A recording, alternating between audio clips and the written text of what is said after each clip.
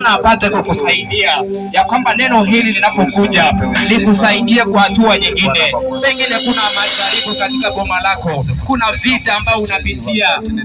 Nataka unene na Bwana ya kwamba watumishi wa Mungu wanapokuja, hili neno liweze kubadilisha maisha yako. Unalia kwa ajili ya mambo ya kifedha, watumishi wa Mungu wanapokuja, unahitaji neno hilo lipate kufungua njia zako, neno hilo lipate kufungua maisha yako. Unalia kwa ajili ya watoto wako masomo, siku ya leo tunahitaji Bwana apate kufungua kupitia kwa neno la Mungu ambalo watumishi wa Mungu wanaleta. Naomba ujiandae, uko hapa, uko kwenye duka lako, uko kule nyumbani na unasikia nafasi hii, andaa moyo wako kwa ajili ya neno hili ya kwamba lilete mabadiliko makubwa ndani ya maisha yako katika jina la Yesu Kristo.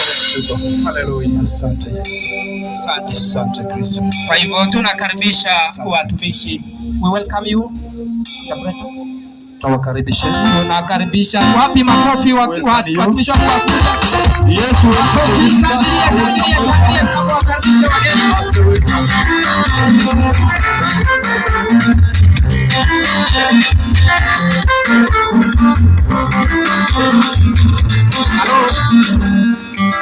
tunataka makofi, sio hiyo kinanda. Ama kama kuna makofi hapo utaleta. Wapi makofi? Shangwe na vigelegele. Yes, shangwe na vigelegele. Clap. Shangwe na vigelegele. Piga makofi kwa sababu shangilia. Hallelujah.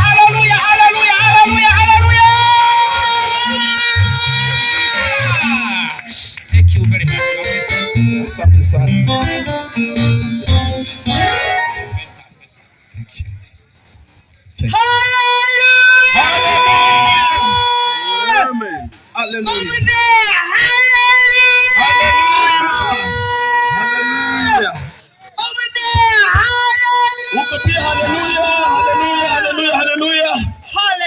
Hallelujah.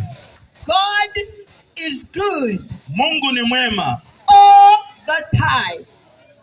It matters not what you think. Mungu ni mwema kila wakati. God is good. Kila wakati Mungu ni All mwema. the time. Kila wakati. I want to talk to you about the prodigal son. Nataka kunena pamoja na nyinyi kuhusu mtoto mpotevu. He was a young boy. Alikuwa kijana mdogo.